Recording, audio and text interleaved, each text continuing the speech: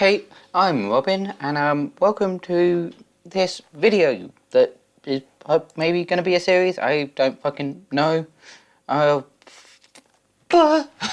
Basically, I want to talk about Xenomorphs, the aliens from the Aliens film series, or Alien film series, or whatever you want to call it. It's really confusing. I mean, it even has one of the most confusing timelines in like any, universe that I know of, and that's fucking saying something, because I'm a fan of Metal Gear Solid. But I want to talk about the Xenomorphs and how they've appeared in various games over the years. And I want to split each episode up in terms of like a theme. So this episode I'm going to be talking about Colonial Marines, its failure, the few things it did right, and basically two other games that did various things that it was trying to do better. Two games that you're better off playing than Colonial Marines. So, let's begin.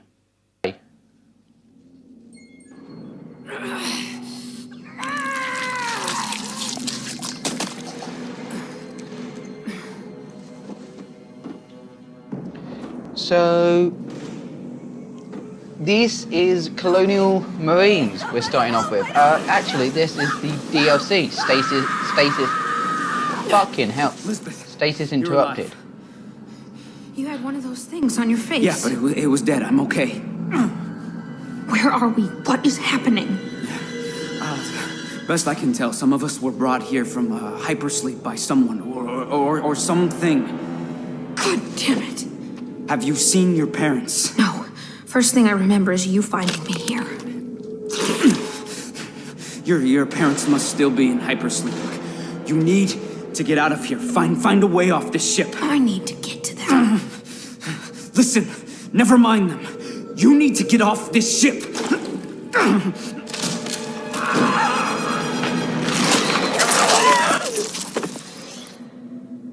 So yeah, I've chosen to talk about Stasis Interrupted because, well, to start with it anyway, because it's probably as good as Colonial Marines gets. You get wonderful moments that are just good, like this, which, the Xenomorph dropping down from the weirdly oversized vent. Like, really, I mean, think about how big that is. But yeah, look, the Xenomorph looks great. It's definitely one of the warrior ones. And that's another thing that this game does really well. Like, it has the different breeds of Xenomorph. You have the Spitters, you have the Rhino ones, the Chargers, I think they're called. You've got the Warriors, and you've got the Drones. And each one of them honestly behaves very differently. And that is one of the few things that Colonial Marines does really well. And, It does deserve credit for that. Damn, Stone, solid hit.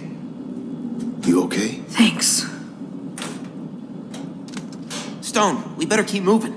He's right. Word is we're tethered to a Marine starship, so we're headed to the umbilical. And getting the hell off this shitbox. Hoorah. Well, I'm headed for hypersleep storage. To find my family. Suit yourself, but still, it'd be best if we stuck together.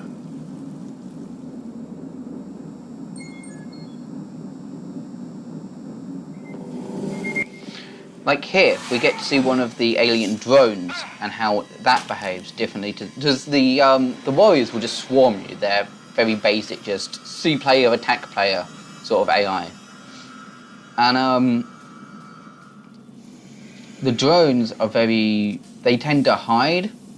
And I like that. They don't do it particularly well, but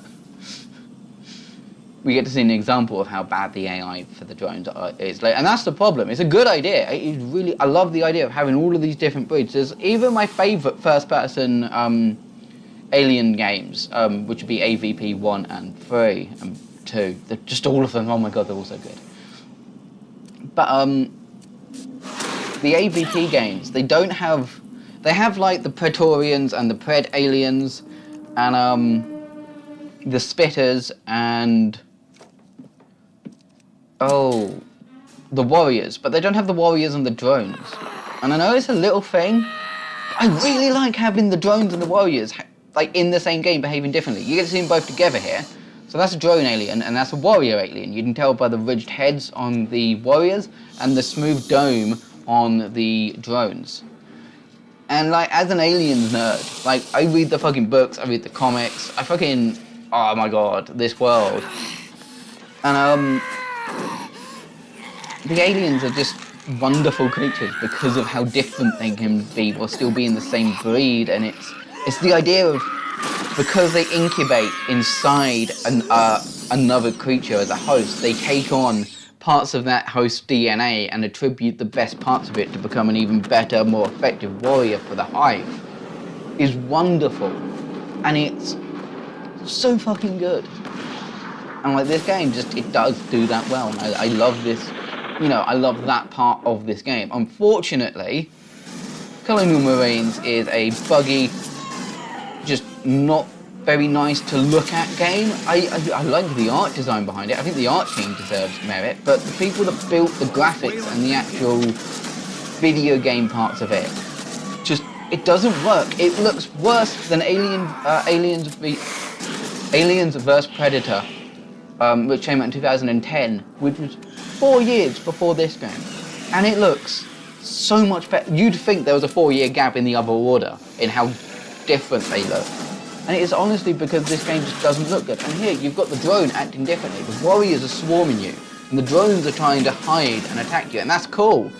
But the shooting itself is so horrible. It's just horrible. You know they're bound to be waiting.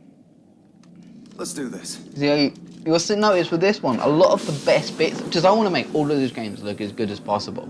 I don't like the idea of just showing, I could just do a buggy montage of Colonial Marines. Like, but that's been done. I want to show the best this game can be, because it does have good points. Not a lot of them. What do you know? I mean, the story's trash, the graphics are trash, its buggy is all shit, it crashes all the time, the shooting is no fun, and the story is absolutely fucking awful. Here, this is the DLC, and it has the jump scare that was promised in the E3 demo when the thing, it sucks, because the facehugger doesn't actually move and the glass cracks half a fucking meter away from it. Maybe not that far, but you get the gist. It clearly doesn't touch the glass and the glass cracks. But at least they tried. You see, Stasis Interrupted felt like a bad game that tried to be good, and this is the base game now, by the way. We've now moved on to the base game. This is right at the beginning. And that's another idea, having them hide in the walls. A really fucking cool idea. Wish they did it better. Done better in Alien vs Predator 2010. Again.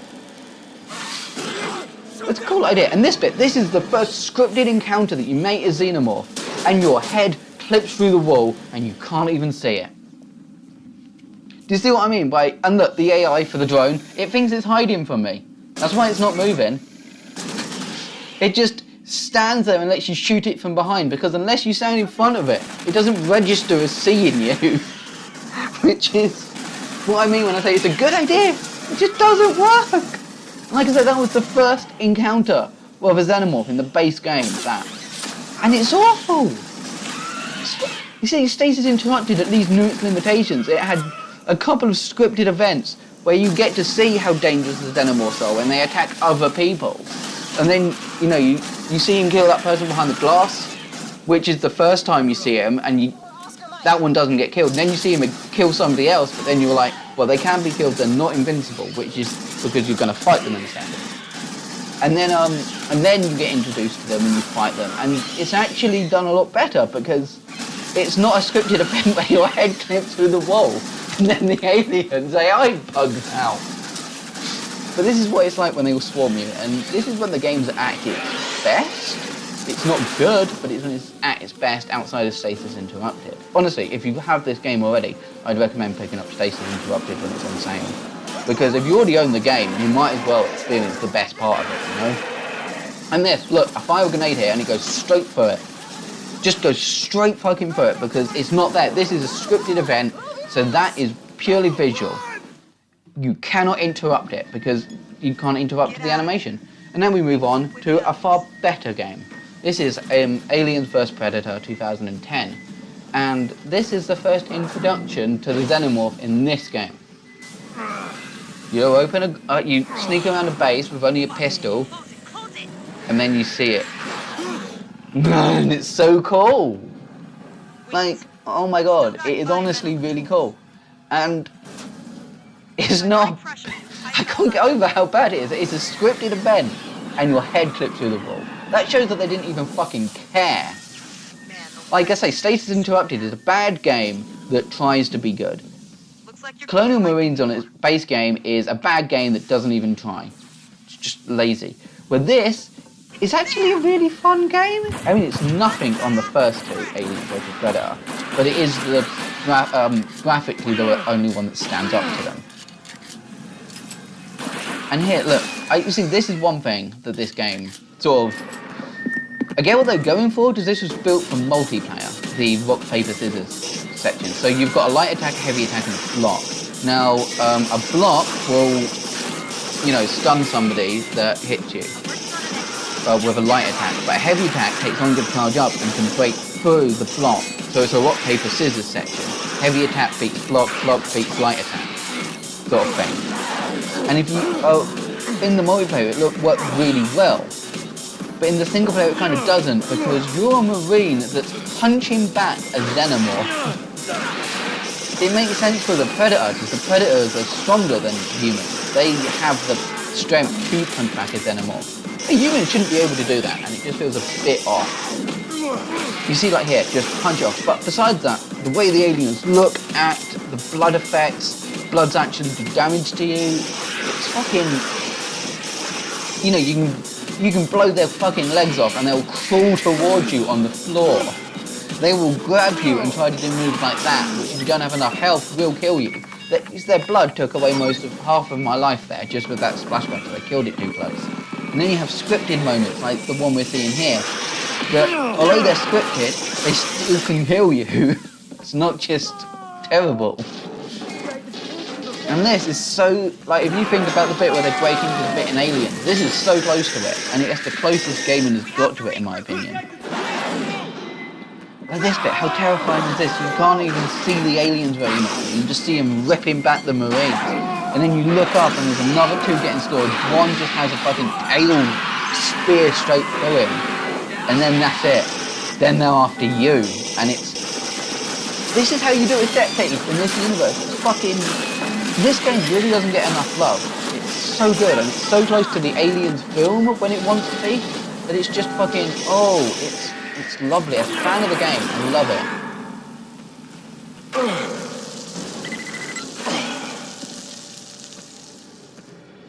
And it is, it's just, ooh.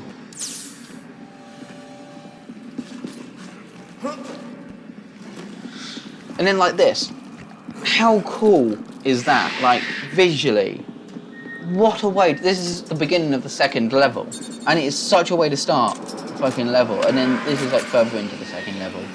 I haven't collected all of the game data, I just wanted to show early game in case you haven't played any of them. I didn't want to spoil late game stuff. Like there, I blew that Xenomorph's right leg off, its right leg off, and it crawled towards me on the floor until, you know, I fucking detonated the bitch. And they feel relentless because you can blow their legs off, you can blow their fucking limbs off, and they still try to fucking run at you.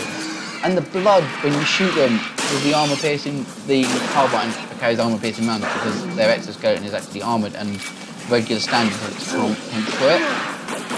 Just fucking works. Only armor piercing rounds can do it. In fact, the pistol shouldn't be able to do any damage to it either, but it does. I suppose that's for gameplay reasons. And this bit, like, look how cool this is with the chest burster. You do have chest bursters in Colonial Marines, but they're cool in that. They're just not quite as good. Like you saw one at the beginning. Oh yeah, I forgot you fight the fucking Queen at the end of the second level in Aliens vs Predator, You see, it's Aliens versus Predator, Aliens vs Predator 2, and Aliens vs Predator. No verses, just verse. Which is a really stupid way to name your games, because verses and verse are basically the same word. I hate that. It is just a nano hair of naming your new game the same thing as the first one. You know? She's camped over one of the smelting furnaces. She must like the heat or something. You handle the eggs while I try to get power to the control unit. the threat from the Queen doesn't come from the Queen, it comes from the Egg, which I must admit would be cooler if you actually got to fight the Queen, similar to how you do in AVP 1 at the end, where you actually have to, she's invincible and you have to force her into the airlock and then open the airlock and then survive, which, again, really close to Aliens, but that's not in this game, that's in the first one from 1999, which we'll be looking at in a different episode, so I don't want to say too much.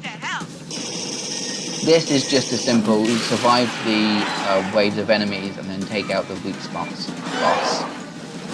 But it's a cool design for boss. I love the white boss, because in, obviously in Alien she's black, and in this she's very white with an albino queen, and that's a cool design for the queen. No, I friggin' love it.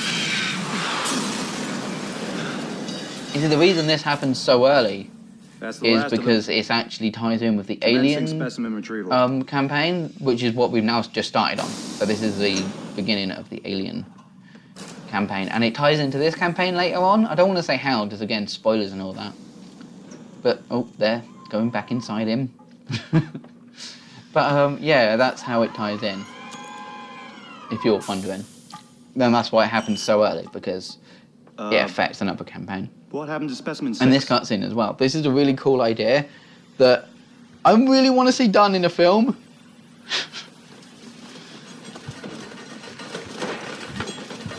We've got that whole creepy zombie vibe going on. And then it's just, how cool is that?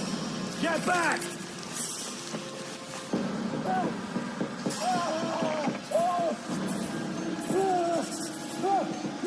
Why is everyone that works for the fucking company like a complete tosser? Oh yeah, and I just thought it'd be fun to launch the AI. Like, for a, 2004 game. 1 minute, I'm gonna double check. When did this? No, 2010, even older than I thought it was. For a 2010 game. It looks fucking amazing. I mean, I love these fucking glory kills you've got. They did not work online. This is what ruined the online of this game. Because you can't back out of that animation at all. And what that means essentially online is if somebody comes up behind you, they can queue up their own kill. And then when they're doing their kill, somebody else can do one on them. And you just ended up with these conga lines of death. And it was... Ooh, it killed me online, but the single player of this game is fucking amazing. And if you've got friends that you can play this with, like LAN or online or whatever, and you sort of promise not to do that, it is a lot of fun because the rock paper scissors system works really well there. But no, the glory kills did not work online. They just really didn't. And this only really takes place in the Predator campaign, but it's something that really annoys me. And it is how the Predator just doesn't get damaged by the Xenomorphs' acid blood. Like what? Fucking, it's literally spraying in the fucking face. All over his arms, hands, blades. He should be fucking dead. It's just, oh, you know? It really annoys me about this, that the acid blood is really fucking choosy about when it fucking burns something. And the Predators just more or less seem to be immune to it. Oh, and this is a really cool design that is in this. This has been in all the Alien vs Predators games. But, I mean, obviously this one's best graphically, so this, to me, this design of the Pred Alien looks better than the design they used in the fucking, AVP2 the film. How fucking cool is that? And with that, we're on to the next game. This is for the Nintendo DS, and it is Aliens Infestation. I think the really interesting thing about this game, especially when talking about it next to Colonial Marines, is that this game is started its life as the DS port for Colonial Marines. It's why the initial plot shares a lot of similarities.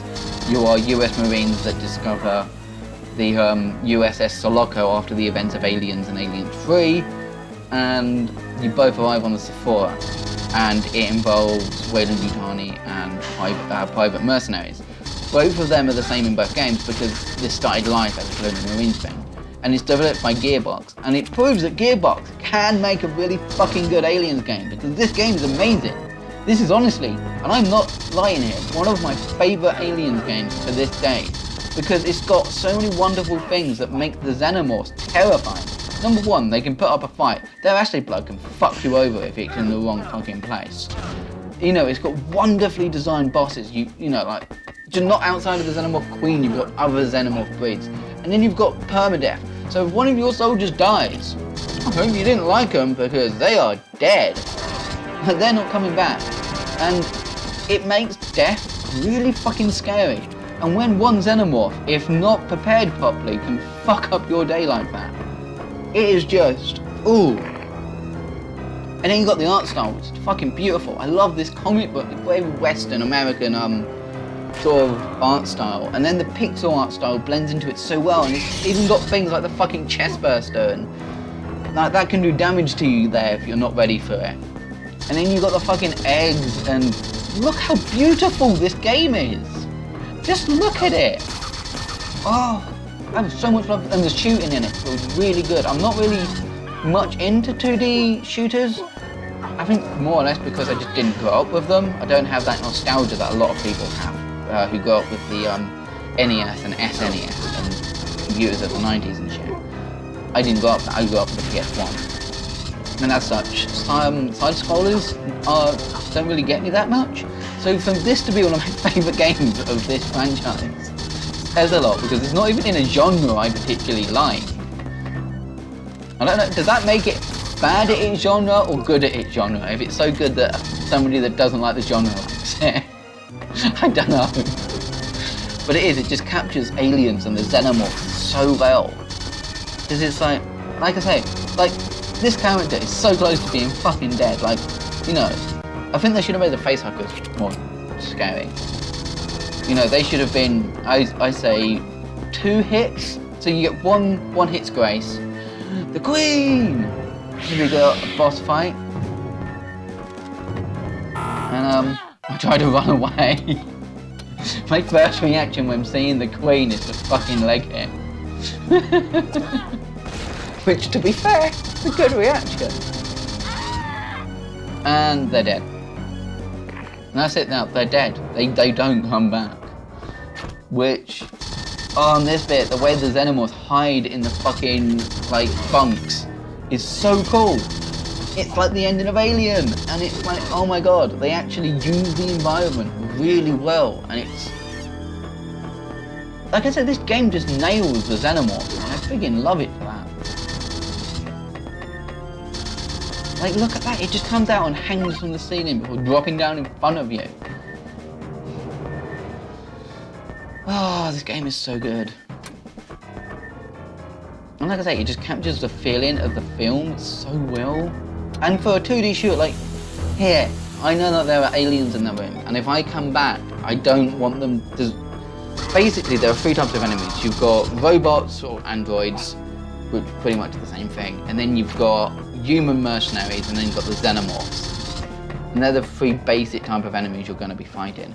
Now, androids and humans cannot walk through doors, but the Xenomorphs can. So if you know there are Xenomorphs in a room and you don't want them to attack you, like, from another room, then you need to weld that door shut. And that is such a cool little feature. It just makes the Xenomorphs that much more scary, which is similar to something that, you know, Alien Isolation did with the Xenomorph. Gave it more powers than the humans to make it more of a threat. And it is just... I mean, it's that sort of game design that when you think of it, you're like, that's fucking genius, but also really simple. But before you thought of it, you know, on this bit, this is just our, this is like the end of the second mission, I think.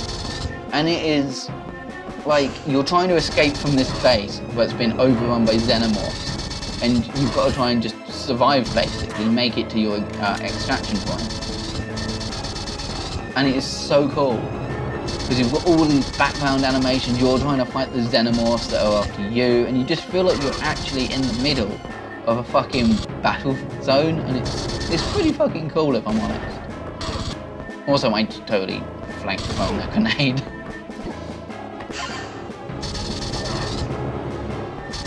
Oh, yawn.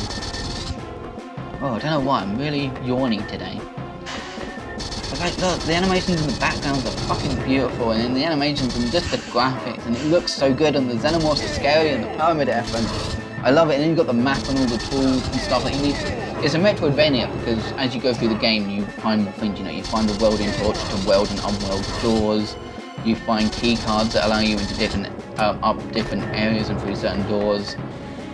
You find tools like the light that lets you into dark room, or at one point you find a wrench that lets you like turn down the pressure on pipes so the steam that prevents you from getting places gets there, and it's very Metroidvania like I say, and it's a fantastic game. And it does it really well. And then you've got little sections like this, which, you know, it's sort of, it's not really a boss fight, this is leading up to a boss fight. And it's really fucking cool, because you're just, you know, it captures a moment from the film really well, which is something that Colonial Marines spends its entire playtime trying to do, and fails at every single time. There is not one time that Colonial Marines manages to capture anything it's going for. You can tell what it's going for, but it's kind of like how oh, the Incredible Bulk isn't the Hulk, you know? Or Transmorphers isn't Transformers, but you can tell it's trying to be Transformers. You can tell what it's trying to do, but it is not doing it well. This is the second boss, and I just want to show you this because to me it is such a wonderful design. You're in the space jockey spaceship, or the engineer spaceship, depending on what timeline you're in. And this is the space jockey timeline, obviously, because it's a space jockey. It is space jockey. It's a space jockey Xenomorph, and it's such a cool design with like the fucking what do you call them things elephants have? Trunks. With its trunk and everything, and it's and it's massive as well. Like, it is so cool. And the boss designs in this game are cool. I love how the first boss you fight is the Queen, because it's like, right, we know we need to do the Queen, you want us to do the Queen, like you want to fight a fucking Queen. Who doesn't want to fight a fucking Queen in a video game like this? Fucking awesome. And but it's like, that's not the most original thing we've got up our sleeve. We're gonna just do that first. And then like every boss fight after it is genuinely just like, not more interesting because the Queen is awesome on her own. I love the Queen, but different. And that's kind of what makes this game wonderful. And it's like, looking at them compared to Colonial Marines. If you want the really good fighting the Xenomorphs in first person, and a lot of set pieces based around the events of Aliens, the film, then you want to play AVP3, or Aliens vs Predator 2010. It is a wonderful game for that. It really captures it and has a lot of wonderful set pieces. Its downsides are the Marine campaign is very short, the Alien campaign is even shorter, and the Predator campaign is between the two in terms of length. So it's not the longest game. It was sort of made mostly for online, which is dead now, and even when it wasn't great because people used to abuse the glory kill mechanic. But it is just a fantastic game while it lasts, and it's on the PS3, it's on Steam. It's not very expensive now because it's 9 years old. It's nearly a decade old at this point. But even so, that it does everything Colonial Marines tried to do and just so much better. And then if you want a game that to me captures the feeling and the fear of the Xenomorph from Alien and Alien 3, but also the sort of action, the fast-paced action of the AVP films or Aliens, then you definitely want Infestation as a mix of both of them things, because it's really... Oh, little doggy wants to get up on my lap. There you go, little doggy. Name's Pugsy. But yeah, it really just mixes both of them things together to create this really interesting thing where you're scared of the Xenomorphs, but you're also fighting a shitload of them and you feel like a badass.